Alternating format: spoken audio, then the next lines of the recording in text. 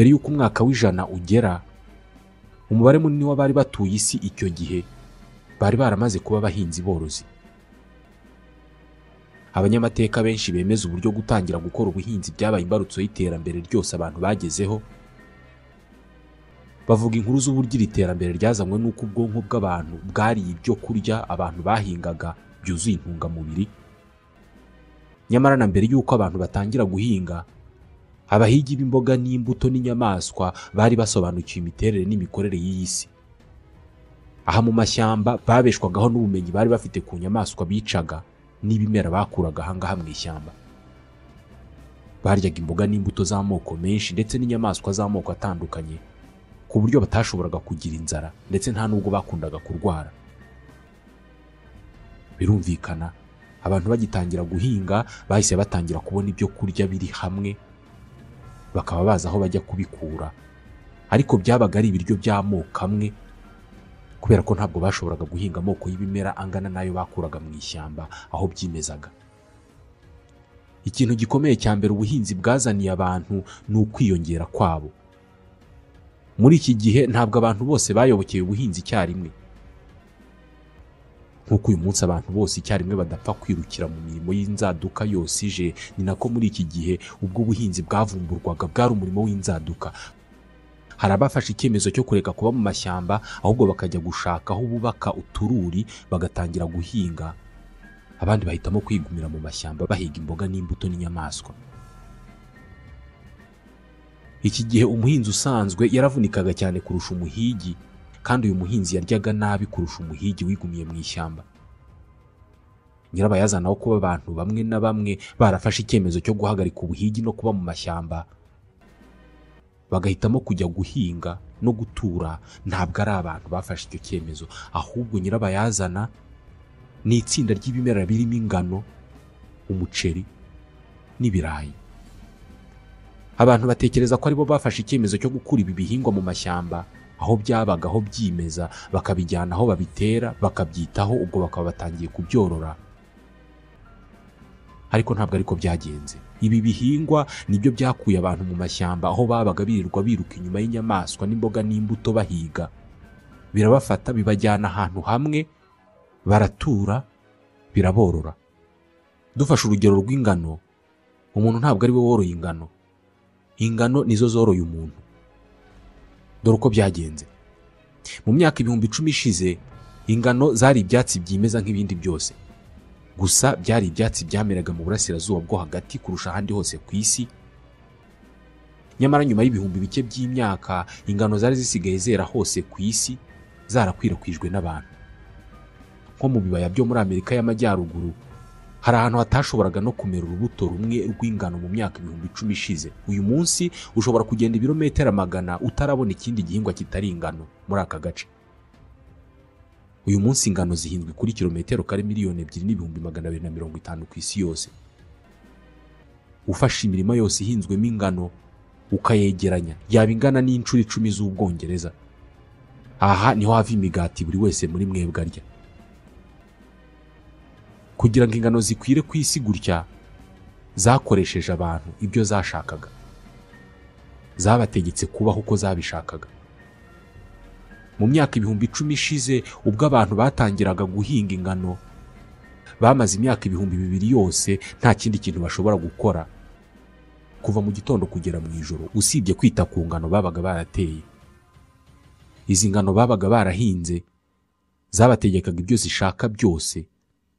Ntabwo zakundaga amabuye aho ziteye, bagategekwa kuyakura mu mirima.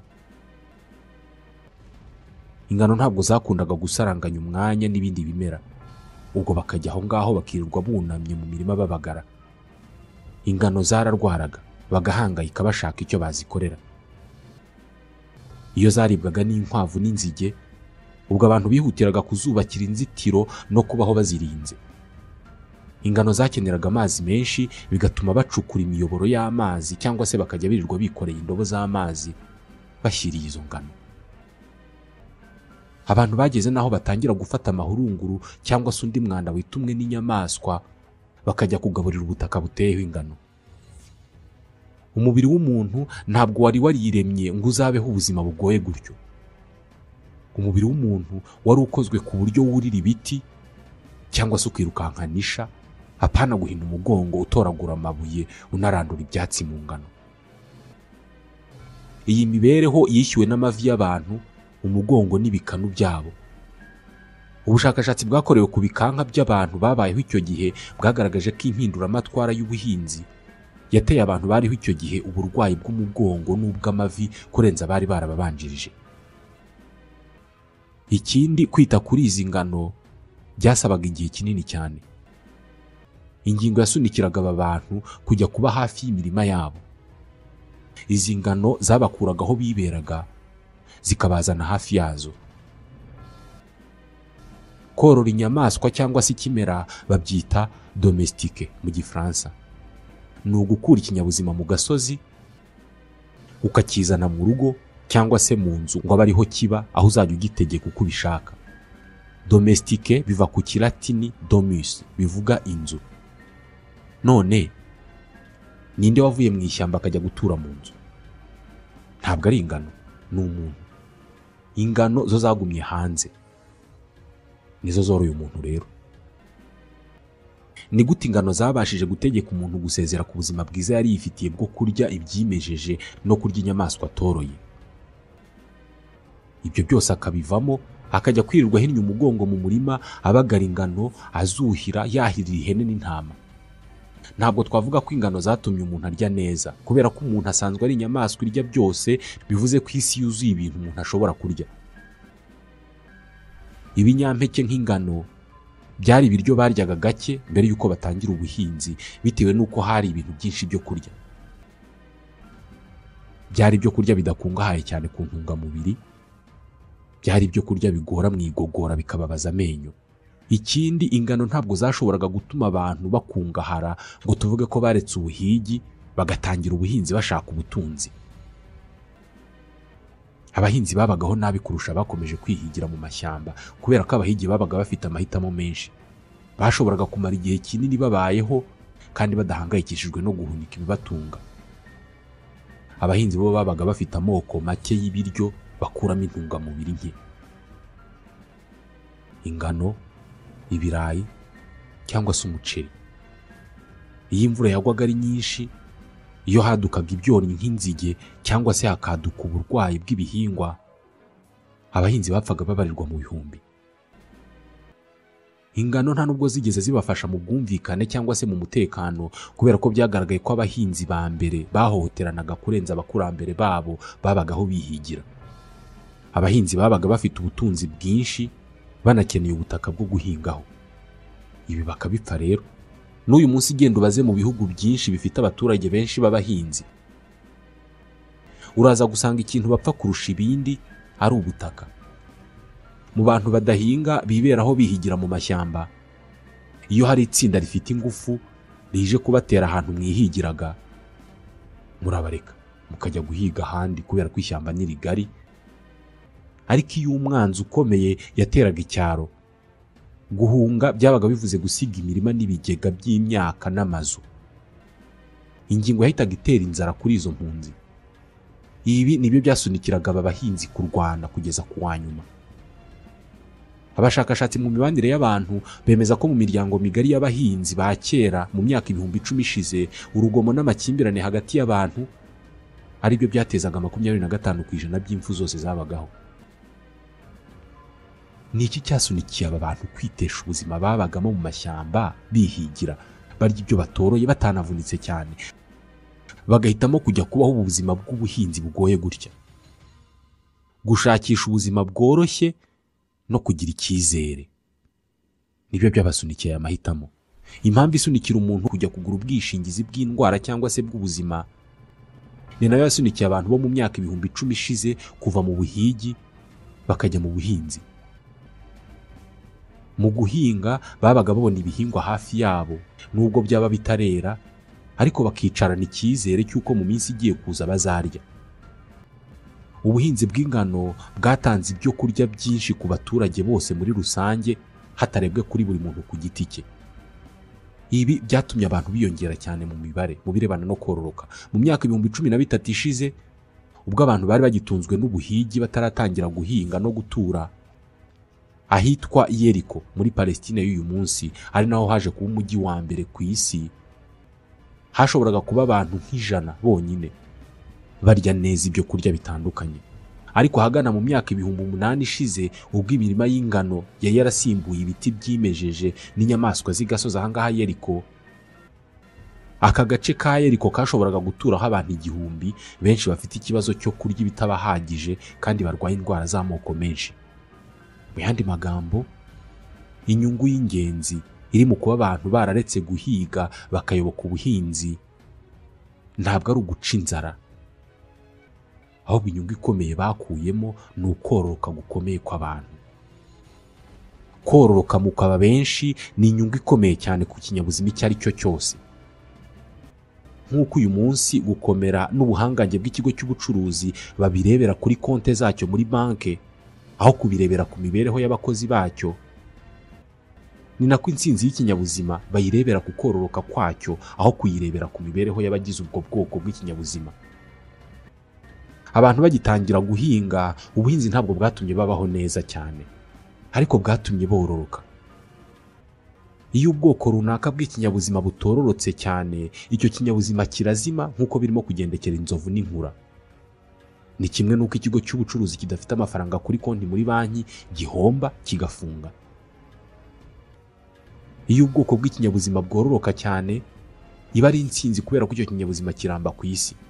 Ibi bisobanuye ko twirengagije ingingo y'imibereho no kuba ubutaka bwo guturaho bwabura. Ubundi kugira abantu benshi ku isi ni byiza kurusha kuyigiraho abantu bake. Ibi ni byo ubuhinzi bwadukoreye, kugumisha abantu benshi ku isi mu mibereho itari myiza cyane, ariko bakaba bahari. Kubera iki abantu bakora amahitamo nk'aya ngaya?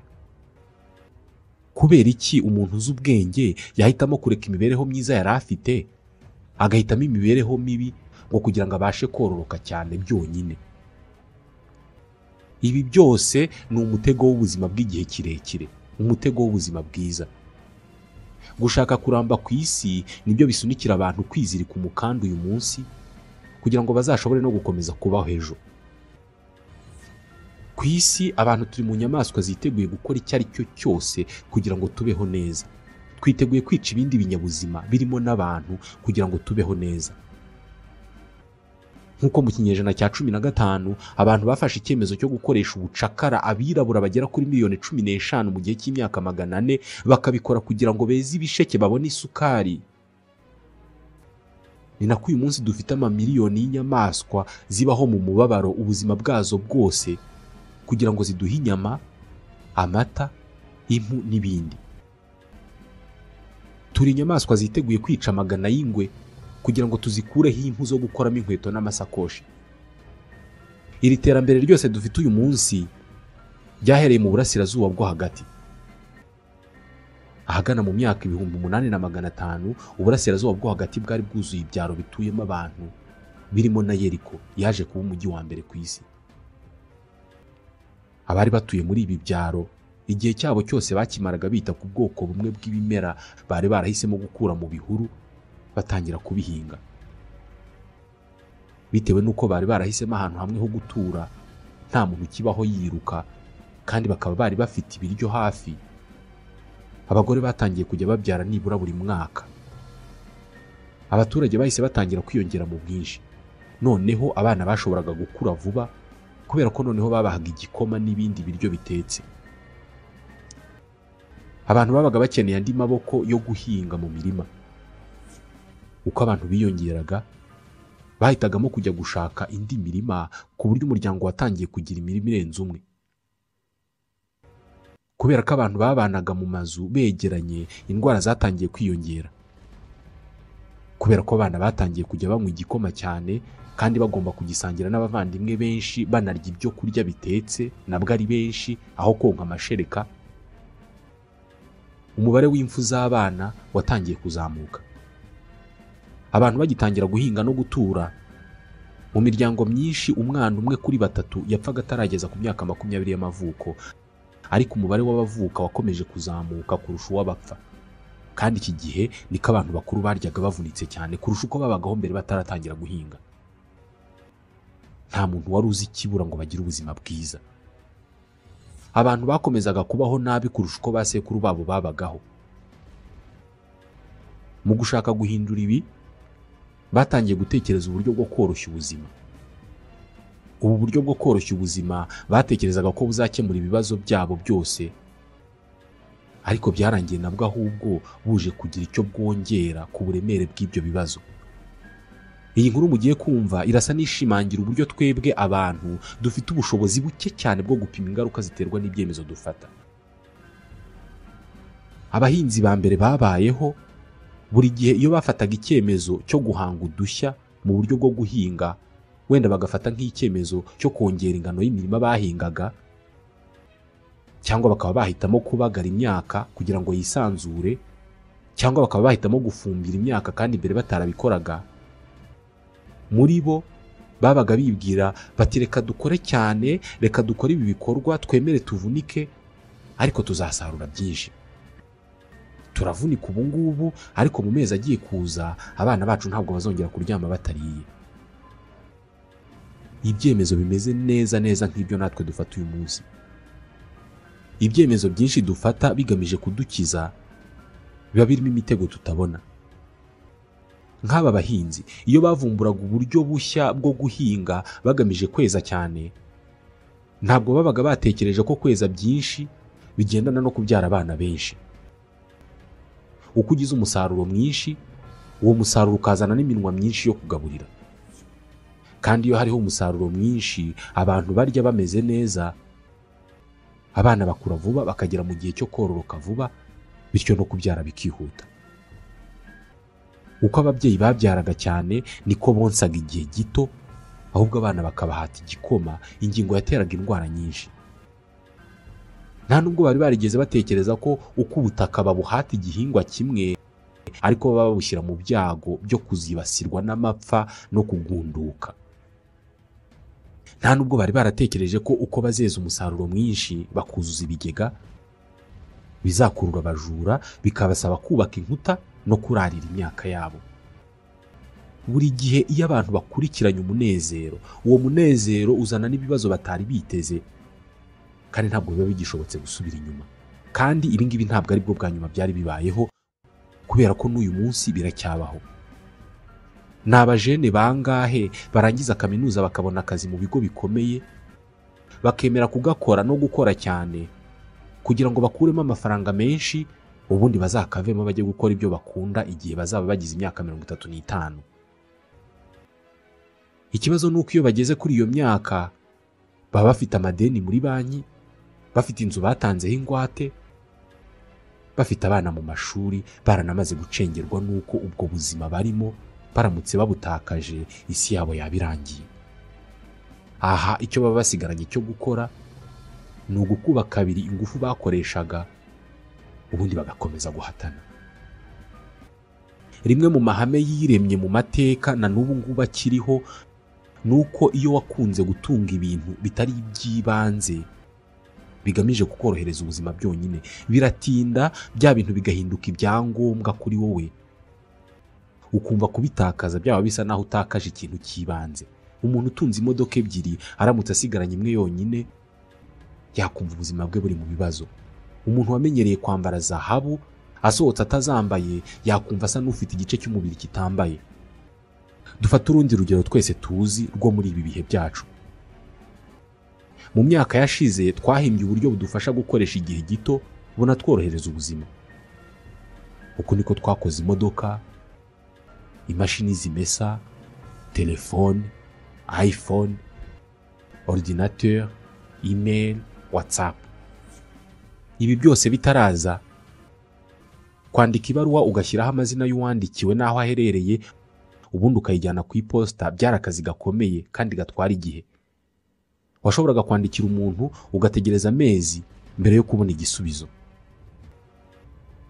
Nyamara uyu munsi nshobora kwandika email niruka cyane, nkayohereza mu munota umwe, ikabizengurutsa isi yose, kandi uwo nyandikiye yaba yicaye imbere ya mudasobwa, nkahita mbona igisubizo mu munota ukurikiyeho.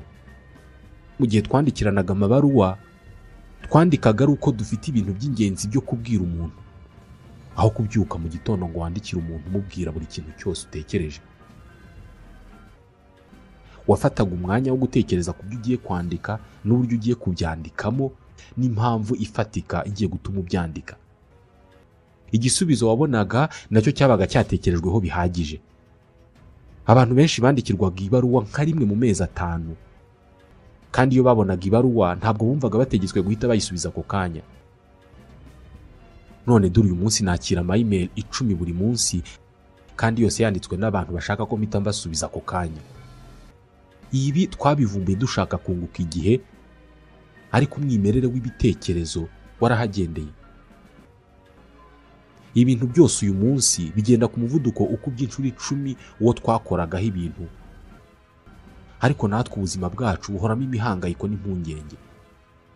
Ibi byitwa umutego w'ubuzima bworoshye. Gushakisha ubuzima bworoshye byahinduye isi mu buryo butatekerezwaga n'uwo ari we wese kandi butifuzwaga n'uwo ari we wese. Izi nyamaswa zahombeye muri ibi byemezo: intama, ihene, ingurube, inkoko. Bitekerezwa ko abantu batangije ubworozi bw'intama bashobora kuba barajyaga guhiga intama z'igasozi mu mashyamba, bagatoranyamo izishaje n'izirwaye, bakareka iz'amashashi n'izikiri nto kugira ngo zizakomeze kororoka batazigera babura izo kurya ubutaha. Biranashoboka ko bajya gutangira korora intama bajyaga bananyuzamo bakajya mu ishyamba guhiga intare n'ibirura byaryaga intama kugira ngo bazirengere, kuko bumvaga zizabatunga. Biranashoboka ko ahangaha ariho havuye igitekerezo cyo gufata intama nyinshi bakazubakira ahantu runaka kugira ngo bazicungire umutekano, maze ubworozi bw'intama buba buratangiye.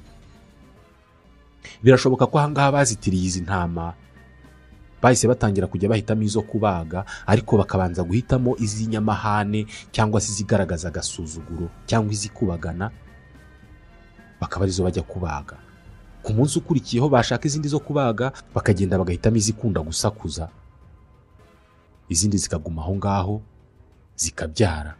Mu bana zibyaye naho bakazahitamo abagira agasuzuguro n'abakunda gusakuza n'abakubagana, akaba aribo babaga mbere. Birashoboka ko bakomeje kujya babigenza uku nguku, maze uko imyaka yagiye ishira, uturemangingo tw'intama tugenda tuzibwira ko abantu badakunda intama zigira amahane. Zitangira kubyara abana bitonda batuje cyane. None dore uko ziteye. Izi nyamaswa abantu boroye zitanga ibiryo, zitanga inyama, zitanga amata, ubwoya, amagi. Zinatanga serivisi zirimo nko gukoreshwa akazi k'ingufu. Izi nyamaswa zagiye zikwira hose ku isi nk'uko abantu nabo bagiye bakwira hose. Mu myaka 10,000 ishize, mu gice cya Afurika na Aziya hari intama n'ihene n'inkoko zibarirwa mu mamiliyoni make cyane. Uyu munsi mu isi hari intama zirenga miliyari, hari ingurube zirenga miliyari, n'inkoko zirenga miliyari 25. Igihe twavugaga ko ubuzima bworoshye buri gihe buba bufite ikiguzi, dore icyo twavugaga. Ntabwo tubitekerezaho kenshi, ariko korora inkoko, intama, ihene, inka n'ingurube ni imwe mu nkuru zigaragaza uburyo abantu ari ibitangaza. Ariko izi nyamaswa ziri mu nyamaswa zabayeho nabi mu buzima bwazo bwose kuva twatangira kuzorora. Icyizere cy'ubuzima ku nkoko y'agasozi ni imyaka iri hagati y'7 na 12. Icyizere cy'ubuzima ku nka ni imyaka iri hagati ya 20 na 25.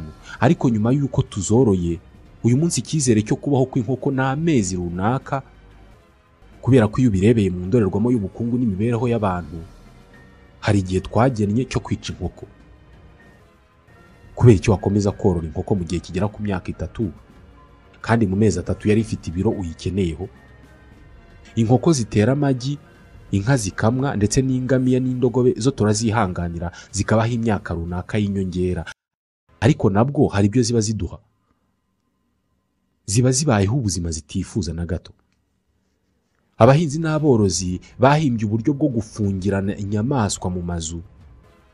Bahimba uburyo bwo kuzikubita iyo zakoze ibyo badashaka, no kuzica imwe mu myanya myororokero kuzibuza kubyara kugira ngo zibyare ari uko babishatse.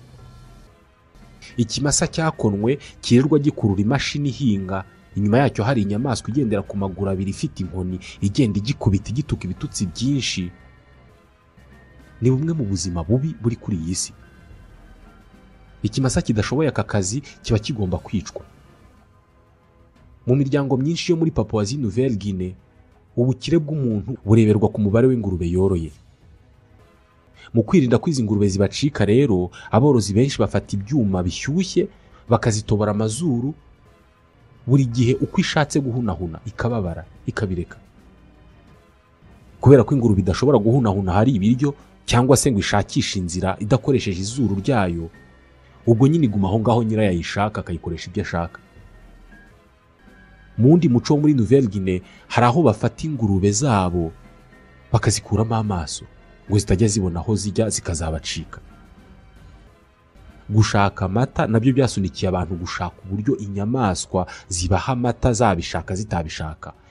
Inka, ihene, intama zitanga amata ari uko zimaze kubyara, kandi iki ni igihe cyo konsa. Kugira ngo zibahe amata bahimbye uburyo bwo kuzibeshya, bakaziha abana bazo ngo bonke, batangira konka amata yatangira kuza bakabakuraho bakikamira. Kubera icyo akanyana cyangwa se akana k'ihene kakwiharira icebe kandi natwe ayo mata tuyashaka, kenshi aka kana bagakuraho barwana nako. Kera abantu bagitangira korora, iyi nka yamaraga kubyara akanyana kayo bahitaga bakica nyina, bakayikama igihe runaka, bagakora ku buryo bahita bongera kuyibangurira. Mu nzuri nyinshi zigezweho, inka yagenewe gukamwa bayorora imyaka 5 mbere y'uko bayibaga. Muri iyo myaka 5 iyimara hafi buri mwaka ihaka. Irabyara, hashira iminsi iri hagati ya 60 n'120 bakongera bakayibangurira kugira ngo babone amata. Iyo ikimara kubyara hashira iminsi mike gusa bakayitandukanya n'inyana yayo, bagakora ku buryo bahita bongera kuyibangurira kugira ngo ibyare izindi nka nazo zizatungwa gutyo. Hari aborozi mu mico imwe n'imwe bicaga inyana ikimara kuvuka cyangwa se agahene kakimara kuvuka, bakakarya uruhu rwako bakarubamba, bakajya barwereka nyina igihe bagiye kuyikama kugira ngo yibwire ko ari akana kayo. Abaniwer muri Sudani bo bagera naho bafata uruhu rwa ya nyana bariye bakarusiga amaganga ya nyina bashaka gukama kugira ngo yumve impumuro imenyereye. Ubundi buryo bw'aba Baniwer ni ukujomba urushinge ku zuru ry'inyana rukagumaho nk'iherena, noneho yajya konka ikajya ijomba nyina ikayitera umugeri, ubundi bakayijya munsi bagakama.